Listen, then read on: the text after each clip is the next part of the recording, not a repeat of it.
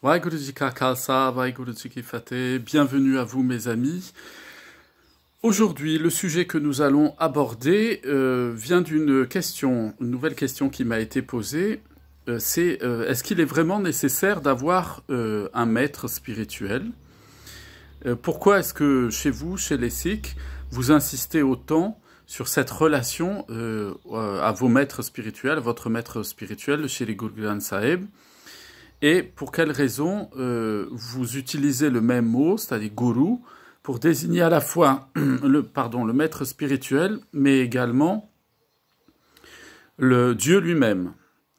Donc, pour cela, eh bien, je vous propose que nous allions voir tout de suite ce que la Gurbani nous dit à ce sujet. Et pour cela, nous nous rendons au Ang 361 à la ligne 1. Là où Guru Amar Das nous enseigne la chose suivante. Gur ke darsan mukat gat hoe, c'est-à-dire le système du gourou est le chemin, la voie de la libération spirituelle.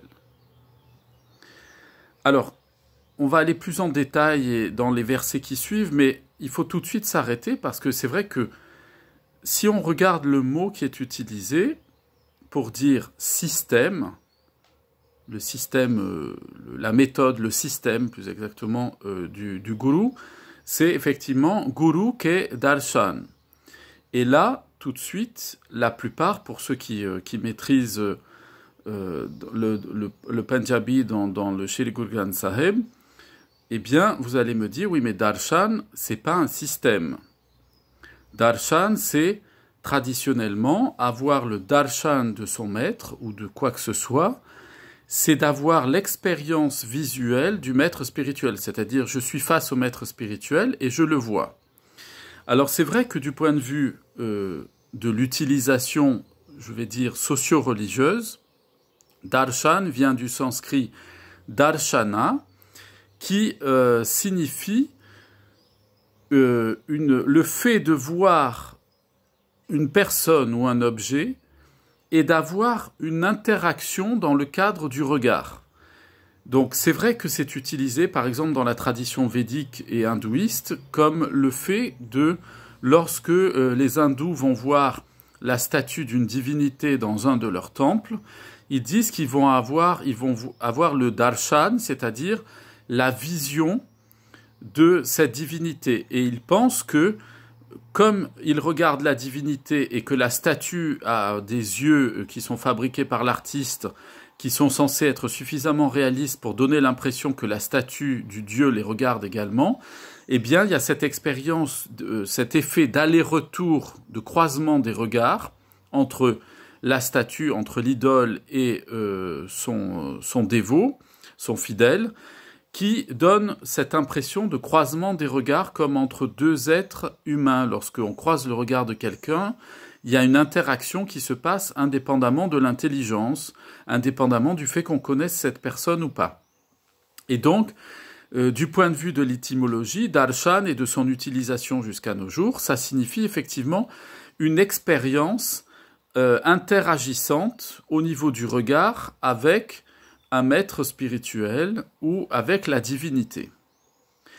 Mais si on s'arrête à ça, on devrait donc traduire ici ce verset de la Bani par la vision spirituelle ou la vision, le fait d'avoir la vision, de voir le maître spirituel et le chemin de la libération. Ce qui voudrait dire que dans nos gurdwaras, dans un gurdwara, lorsque l'on se rend dans le darbar, où est assis sur son trône pendant la journée notre maître, le Shri Guru Granth Sahib Maharaj, eh bien, le simple fait de regarder notre maître sous la forme, qui est incarné sous la forme d'un recueil sacré, suffirait à donner la mukti, ici c'est employé mukat, c'est en punjabi pour mukti en sanskrit, c'est-à-dire la libération spirituelle des attachements à l'ego et de toutes les formes d'attachement à l'accomplissement de nos désirs, qu'il suffirait simplement de faire ça. S'il s'agissait de ça, nous devrions comprendre que nos maîtres de mémoire bénis, Dieu nous en préserve, nous auraient donné un rituel, comme chez les hindous, c'est-à-dire qu'en fait, nous regarderions, que Dieu nous en préserve, le Shri Guru Granth Sahib, comme les hindous regardent une de leurs statues pensant que Dieu réside dedans et qu'il y a le Jot, il y a la lumière divine qui passe à travers. Mais ça irait complètement à l'encontre de la Gurmat, complètement à l'encontre de l'enseignement de nos maîtres. Est-ce que nos maîtres, ils ont voulu qu'on parte dans une adoration de la présence de Vaheguru sous la forme d'un recueil sacré et qu'il suffirait simplement de regarder le Shri Guru Granth Sahib pour connaître la Mukti? Mais alors à ce moment-là, il nous mettrait complètement dans l'ignorance spirituelle. Ça voudrait dire que le vichar, il sert à rien du tout. Ça voudrait dire que il n'y aurait aucune élévation de l'âme, aucune dignité de la conscience humaine. Parce qu'après tout, n'importe quel animal peut regarder aussi le Shri Guru Granth Sahib et être libéré. Si c'est ça, c'est ce que par exemple les hindous pensent avec leur statue, leur dieu sous forme de statue. Et pourtant nos maîtres de mémoire bénis dans Guru Nanak entre autres choses dit ta statue, pour traverser l'océan de la vie, si tu la tiens avec toi, elle va te couler au fond de l'océan. Donc qu'est-ce que tu attends de ça? Qu'est-ce que tu attends d'un rite religieux? Le rite religieux, il t'enferme dans tes attachements, qui sont liés à ton ego, tes attachements émotionnels. Le rite religieux, il est là pour te faire chaud au cœur, mais la vie spirituelle, c'est pas de te faire chaud au cœur. C'est d'expérimenter Dieu qui est le feu brûlant à l'intérieur de toi. C'est bien mieux que d'avoir la sensation que quelque chose me fait chaud émotionnellement. Les émotions, elles trompent tout le monde. D'ailleurs, regardons dans notre expérience humaine, les émotions, ça dure pas. Alors les gens, ils passent leur temps à renouveler les émotions. Par exemple, tous les samedis soirs ou les vendredis soirs, ils vont aller s'éclater avec leurs amis, ils vont boire de l'alcool, faire la fête, etc., danser. Et puis une fois que tout s'arrête, à 2h ou à 3h du matin, ils n'ont qu'une idée en tête, c'est de recommencer le week-end d'après. Pourquoi? Parce que l'émotion, elle est partie. La joie qu'ils avaient d'être avec leurs amis, etc., c'était illusoire, ça tient pas. C'est, comme disent les Italiens, la commedia dell'arte. C'est du théâtre. Une fois qu'on a baissé le rideau, terminé. Les émotions ne nous apportent rien. Ça ne veut pas dire qu'elles ne sont pas utiles. Ça ne veut pas dire qu'il faut être une sorte de stoïcien, de quelqu'un, d'un sociopathe qui éprouve aucune émotion à l'égard de personne. Jamais. Nos maîtres, ils nous ont jamais dit ça. Ils ont toujours manifesté des émotions, mais sanctifiées, purifiées par la lumière divine qui émanait de leur personne. Tout ce qu'ils faisaient, c'était très conscient. Ils maîtrisaient parfaitement leurs émotions. Ils n'étaient pas emportés par elles, mais nous, on est emportés par ça. Dès qu'on voit quelqu'un qui nous paraît un peu sympa, ça y est, allez, hop, on monte dans le taxi et on est emporté par l'émotion. Calmons-nous. Calmons-nous. Quel est le sens de cette relation avec l'autre? Si c'est pas fondé sur Vaheguru, ça va partir en morceaux, ça va pas tenir et au bout d'un moment on va souffrir parce que y a rien qui dure. Et pour que quelque chose dure dans la relation entre les personnes, il y a qu'un moyen, il faut qu'elle soit fondée sur le Nam, il faut qu'elle soit fondée sur l'essence divine, sur la conscience que celui avec lequel ou celle avec laquelle je suis en relation, d'amitié, de lien de famille, de lien de couple, ou de lien d'enseignement, etc., que cette relation-là, elle trouve sa qualité, elle trouve sa richesse, elle trouve son fondement véritable dans la manifestation de Vaheguru, que lorsque je suis dans la relation à l'autre, l'autre pour moi, il est la manifestation de Vaheguru. Et donc quand je vois l'autre, effectivement, il est en quelque sorte le darshan de Vaheguru, c'est-à-dire que j'ai dans l'expérience avec l'autre, si ma conscience elle est bien immergée dans le Nam, je vois pas l'autre, c'est Vaheguru que je vois à travers l'autre. Mais ça ne veut pas dire que je vais à un moment donné offrir de l'encens et faire des offrandes à celui ou celle avec laquelle je suis en relation d'amitié, de famille, etc. C'est pas ça. C'est pas du tout ça. C'est donc que dans le darshan, il y a quelque chose d'autre. Et ici, Guru Amar Das, dans ce passage de la Bani, si on veut comprendre comment est-ce qu'il emploie le mot darshan, on doit remonter quelques versets plus haut, 3 versets plus haut, dans lequel il fait allusion, alors dans ce slok-là, il parle effectivement de l'invasion de l'Inde du Nord, notamment du Pendjab, par Babur, qui était un empereur moghol, et qui a imposé la charia islamique de façon épouvantable à toutes les provinces du nord de l'Inde. Tous les maharajas du nord de l'Inde se sont vus soumettre par l'empereur Babur et qui a créé une terreur épouvantable. Et au début de ce slok, Guru Amar Das Ji nous dit, mais Babur, quand il fait ça, et qu'il est arrivé ce truc épouvantable, évidemment tout le monde souffrait, dit Guru Amar Das Ji. Mais personne n'avait vu que si on s'était mis à souffrir comme ça socialement, c'est parce que Vaheguru l'avait permis. Pourquoi ? Pour à un moment donné rétablir l'ordre des choses. Ça ne voulait pas dire que Vaheguru voulait que tout le monde pratique la charia islamique ou des choses comme ça. C'est pas du tout ça que ça veut dire. Ça veut dire que Vaheguru, il se sert de tous les événements politiques, tous les événements sociaux, pour nous enseigner des choses et pour tirer la sonnette d'alarme à l'intérieur de notre conscience en disant « Oh mon ami, la vie humaine, elle est précieuse. Qu'est-ce que tu fais de ta vie ? Tu fais quoi ? Tu vas subir la société, tu vas subir le monde.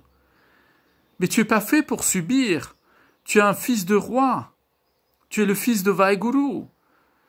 Tu es le fils de ton maître. Tu es le fils de Guru Sahib. Tu es la fille de Guru Sahib. Tu es un prince. Tu es une princesse. Tu ne dois pas comme ça te soumettre. Le seul à qui tu dois te soumettre, c'est à Vaheguru. Ta tête, tu l'as donnée à Guru Sahib. Tu l'as donnée à personne, ta tête. Et tu ne peux pas te compromettre. Et donc Guru Amar Das, dans ce slok, après avoir développé ça, explique que, au sein de cette persécution qui est installée à l'époque par Babur, comment est-ce qu'on pouvait trouver, comment est-ce qu'il était possible de trouver, et notamment Guru Nanak qui a connu cette période-là, parce que c'est du temps de Guru Nanak dont Guru Amar Das parle, eh bien, Babur, c'est vers 1525-1530, à peu près l'invasion du Pendjab. Eh bien, Guru Amar Das fait référence à ça, puisqu'il a connu Guru Nanak Dev Ji, et qu'il était très âgé, donc il a connu aussi cette période-là.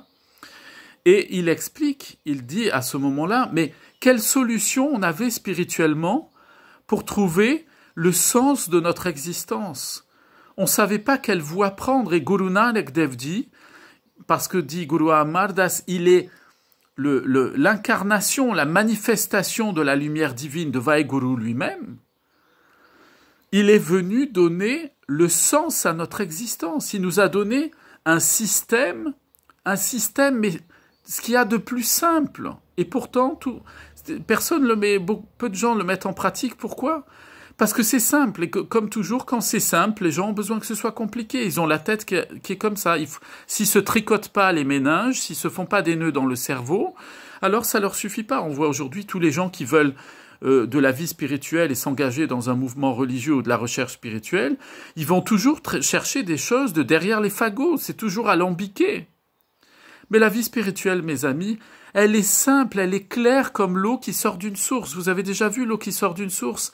On se voit à travers, vous mettez la main dans l'eau, vous la voyez, c'est pas de la boue qui sort. On n'est pas obligé de tamiser l'eau.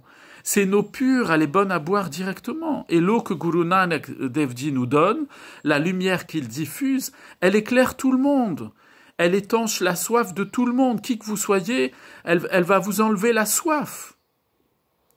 Elle va guérir la soif que vos désirs. Il y a tellement de désirs à l'intérieur de vous. Vous voulez ça, on veut ça, on veut ça, on veut ça, on veut être ceci, on veut être cela, et on voudrait être encore autre chose. On est en train de crever de soif dans le désert du monde matérialiste. Les gens, aujourd'hui, moi je vois autour de moi, les pauvres, il y a beaucoup de gens, ils souffrent, ils sont dans le désert du monde matérialiste. Le monde matérialiste, c'est l'athéisme. C'est l'endroit, c'est vide.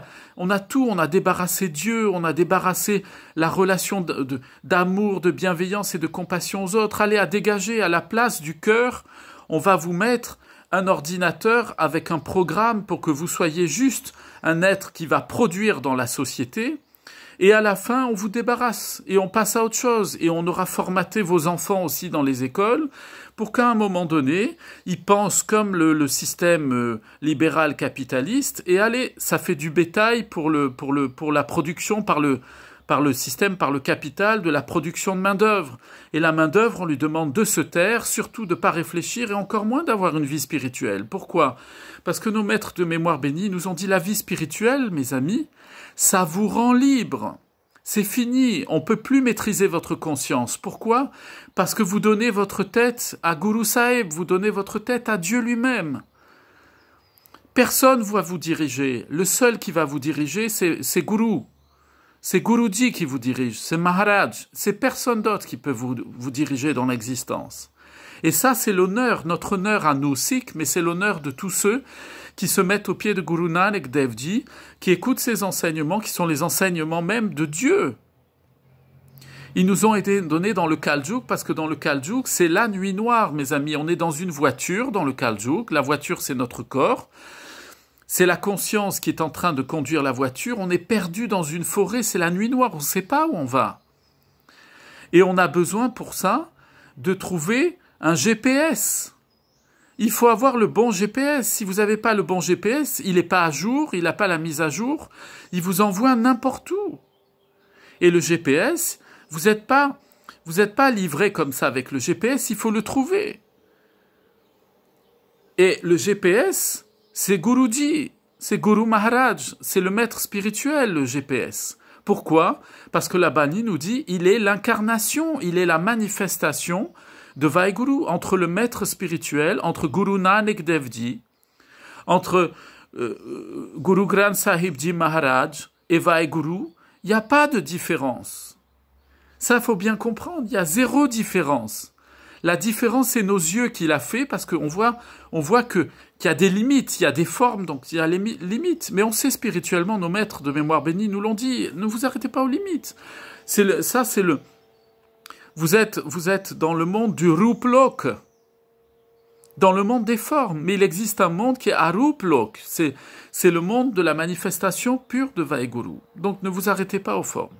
Et pour revenir à ce que je disais, Guru Amar Das Ji donc fait référence à cet épisode du temps de l'invasion par l'empereur moghol Babur, où il envahit le Pendjab, et dit à ce moment-là, on ne trouvait pas, il n'y avait que Guru Nanak qui est venu apporter, qui est venu être la lampe torche, la lumière dans la nuit, montrer le chemin de la libération spirituelle.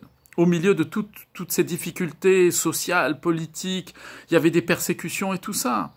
Mais Guru Nanak, il est venu donner ça. Et Guru Amar Das, il est venu apporter son système. Ah oui? Pourquoi un système? Parce que justement, Guru Amar Das nous explique dans ce slok que, à l'époque, le seul moyen de s'en sortir, c'était les 6 systèmes de la philosophie hindoue. Dans la pensée philosophique hindoue, il y a 6 écoles, 6 systèmes. Ces systèmes, et là je reviens à l'étymologie du mot darshan, qu'on retrouve ici, darshan. Eh bien, darshan, ça vient du mot drash en sanskrit, qui veut dire quoi? Qui veut dire un système de pensée philosophique. Drash, c'est interpréter, c'est faire une construction intellectuelle philosophique. Donc, ça s'appelle créer un système de pensée. Drash, darshan, c'est d'abord le système de pensée. C'est la construction intellectuelle qui se voit sous la forme de la pensée, de la structuration d'une philosophie et d'un enseignement philosophique. Et Guru Amar Das nous dit qu'il y avait 6 écoles, ces 6 écoles de philosophie, du védisme, de l'hindouisme, et elles étaient d'aucun secours, et encore aujourd'hui elles servent à rien, elles sont d'aucun secours du tout. Alors je vous le dis rapidement ce qu'elles étaient. Elles étaient 6, voilà à quoi elles correspondaient. Il y avait la première qui s'appelait Sankhya. C'était une école athée, de philosophie athée, dans l'hindouisme, hein, écoutez bien, dans l'hindouisme, une école de philosophie athée qui disait en fait il n'y a pas de Dieu, il n'y a que la nature qui existe, c'est tout, on naît, on meurt, et c'est les éléments naturels qui tournent sur eux-mêmes, et on revient sans arrêt dans le cycle de la nature, comme le grain de blé qui meurt, qui redevient un épi, ainsi de suite. Ça va donner naissance d'ailleurs à ce qu'on va appeler le bouddhisme, par exemple. C'est pour ça que le bouddhisme ne croit pas en Dieu, c'est une religion athée. Pourquoi? Parce qu'ils disent, quand on leur pose la question, qui c'est qui a créé la nature, le monde, ils disent, bon, c'est un cycle. La nature, elle s'est créée toute seule, elle recrée de la nature, qui recrée de la nature. Donc on sort jamais de cet enfer-là. Et quand on sort du sansar, en fait, c'est pour disparaître, on est anéanti complètement, il n'y a pas de Dieu, on retourne au point zéro, c'est tout. Tout est annulé, fini, basta, c'est terminé, on passe à autre chose. Donc Sankhya, c'était une école de philosophie athée, qui disait, voilà, il faut vivre là, dans le matérialisme, point à la ligne. Elle a donné naissance à une deuxième école, qui est l'école de yoga, yoga, mais pas au sens du yoga, on fait des exercices physiques. C'est celle qui disait qu'en fait, il fallait mettre en pratique l'athéisme. C'est-à-dire comment le mettre en pratique? Vivre au quotidien en organisant sa vie d'une façon la plus utile possible. C'est-à-dire que tout ce qu'on doit faire, tout ce qu'on devait faire à l'époque dans cette école philosophique, de ce système du yoga, c'est que ça devait être utile. Si c'était pas utile, on s'en débarrassait. Donc par exemple, prier, c'était pas utile. Hop, on se débarrassait de la prière. Louer Dieu, c'est-à-dire dire à Dieu combien il est merveilleux, chanter ses louanges, c'était pas utile puisqu'il n'y a pas de Dieu selon l'école Sankhya. Hop, c'était enlevé, ainsi de suite. Je vais pas trop m'attarder sur ces 6 systèmes, mais au moins vous les entendez. Il y avait le système de Nyaya, qui est une école en fait philosophique d'épistémologie, c'est-à-dire c'était une école philosophique qui se basait sur l'observation des phénomènes physiques, si vous voulez, et astronomiques, et qui considérait qu'effectivement la vie elle était organisée en dépendance des étoiles et de tout le système d'interaction des éléments naturels. Donc vous voyez, on est toujours dans un système philosophique athée, où Dieu est relégué aux oubliettes. Il y avait le 4e système philosophique qui s'appelait Vesekya, ou Vesesika, et qui, lui, ce système, en fait, est un système empiriste, et on peut le rattacher, alors je ne veux pas trop développer parce que c'est très technique en philosophie, à ce qu'on appelle l'atomisme, c'est-à-dire c'est une école de pensée de l'hindouisme qui considère que tout se structure à partir des atomes et qu'on peut tout expliquer à partir des atomes et qu'on n'a pas besoin de se référer à la présence de Dieu. Pour ça, tout est né à partir d'un seul atome, c'est-à-dire d'une source d'énergie.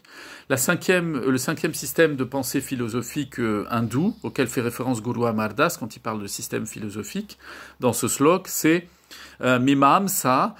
Ça veut dire que c'était un système philosophique anti-ascétique, et qui considérait que toutes les pratiques, jeûner, passer du temps en prière, etc., c'était des choses totalement inutiles contre lesquelles il fallait lutter et qu'il n'y avait que la connaissance intellectuelle qui pouvait donner la libération, c'est-à-dire, indépendamment de Dieu, permettre à l'être humain de plus souffrir. Et enfin, le 6e système de pensée, qui était le Vedanta, qui est celui qui influence encore l'hindouisme d'aujourd'hui. Vedanta, ça voulait dire que ce système de pensée philosophique venait conclure l'ensemble des Védas, c'est-à-dire donner une approche très rationaliste à l'enseignement des mythes l'on retrouve dans la tradition hindoue. Il leur donnait une interprétation très terre-à-terre, très pratique, et ça va donner plus tard ensuite la philosophie dualiste qui considère que le monde est structuré en une opposition entre le bien, le mal, etc., donc la dualité, et de là naîtra une école bien plus tard, mais je ne veux pas en parler, qui s'appelle l'Advaita Vedanta, qui est l'école de la non-dualité, dont certains disent que le sikhisme est issu, mais je ferai vraiment une vidéo spécifique là-dessus, un peu plus technique, un peu plus philosophique. C'est pas du tout le cas, c'est une confusion et une mauvaise compréhension de ce qu'est la sikhi. Donc, voyez, Guru Amar Das s'est dit, à partir de ces 6 écoles de pensée, eh bien, on n'a pas obtenu de libération spirituelle. On n'a pas pu être libre dans ce cadre de l'oppression, y compris, on est resté attaché à notre ego et à la dépendance, à nos attachements émotionnels. Et donc, Guru Amar Das nous dit, en fait, ici, Guru ke darshan mukat gat ohe, c'est donc vous comprenez qu'ici le mot darshan, ça ne veut pas dire la vision du gourou, mais c'est le système de pensée de Guru Sahib, c'est lui qui donne la libération. Alors, comment est-ce qu'il donne la libération?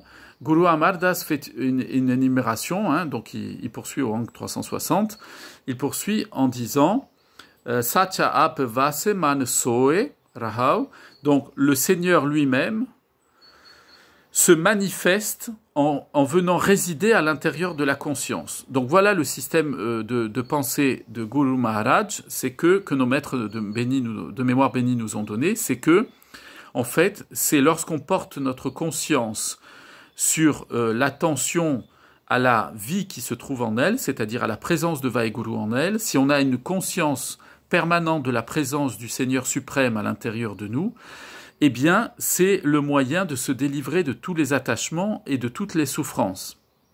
Donc, Guru Amar Das Ji nous dit Guru Darshan Udare Sansara. Au moyen du système que nous a donné Guru Maharaj, nos maîtres de mémoire bénis, le monde est sauvé. Udare Sansara, ça veut dire on sort du cycle des réincarnations, on sort de l'enfermement intellectuel, on sort de l'enfermement émotionnel, on sort de l'enfermement psychique. Et il poursuit en disant Jekolae Pao Piyara, c'est-à-dire on sort de ce cycle de l'enfermement psychique, émotionnel, intellectuel, de l'attachement à notre ego. Comment? Si à condition que ce système que nous donnent nos maîtres de mémoire bénis, que ce système de Guru Maharaj, on l'embrasse avec amour et affection.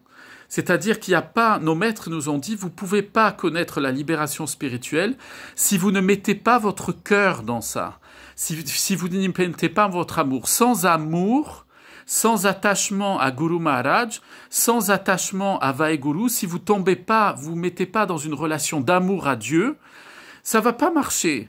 La vie spirituelle, la libération spirituelle, vous libérez de votre ego, de vos attachements, il faut tomber en amour avec Vaheguru. Et c'est pas difficile, parce que dès que vous pensez à quelqu'un tous les jours, vous finissez par tomber amoureux. Mais c'est normal, c'est comme ça, notre cerveau il est fait comme ça. Et si vous pensez tous les jours au futur téléphone portable que vous allez vous acheter, le dernier cri, le dernier modèle, ouais, tout ça, ça va être super, vous allez tomber amoureux du téléphone ou de l'ordinateur de vos rêves, et vous n'allez penser plus qu'à ça jour et nuit, jour et nuit, jour et nuit. Vous pensez plus qu'à ce truc. Eh bien, si vous remplacez ce logiciel-là par le GPS que Guru Sahib nous donne, eh bien, vous allez être conduit sur le chemin de la libération. Vous allez trouver la voie de la libération. Guru Sahib, il va vous donner l'amour, l'attachement à lui, la joie de la vie spirituelle. Vraiment, il va vous donner tout ce qui est nécessaire à votre vie spirituelle. Et d'ailleurs, vous savez ce que ça veut dire, GPS ? Tout le monde emploie ce mot-là dans la vie courante, etc. GPS, c'est quoi? Notre corps, c'est un vahana, c'est un véhicule, on dit. Un vahana, c'est un véhicule. À l'intérieur de ce véhicule, il y a notre mat, notre conscience, notre jiv, la créature que nous sommes, et le jyot divin, et la lumière divine. Et on conduit une voiture, mais si on n'a pas de GPS, on ne sait pas où on va dans la vie. Eh bien, Guru Sahib, Guru Amar Das Ji nous dit, voilà, Guru Nanak Dev Ji, il vous a donné le GPS, le GPS. Et GPS, qu'est-ce que c'est? C'est Guru Position System. C'est Guru Position System. C'est quoi le GPS? C'est le système qui vous positionne pour aller directement dans le cœur de Vaheguru, pour entrer, vous fondre en Vaheguru, pour vous unir au Seigneur suprême. GPS, Guru Position System. Guru Nanak Dev Ji, il nous a donné le moyen absolument sûr et garanti de connaître la mukti, la libération spirituelle, cet état, dès notre vie présente, cet état dans lequel plus rien ne nous atteint, plus rien ne nous emporte, ni les attachements, ni les souffrances, ni quoi que ce soit.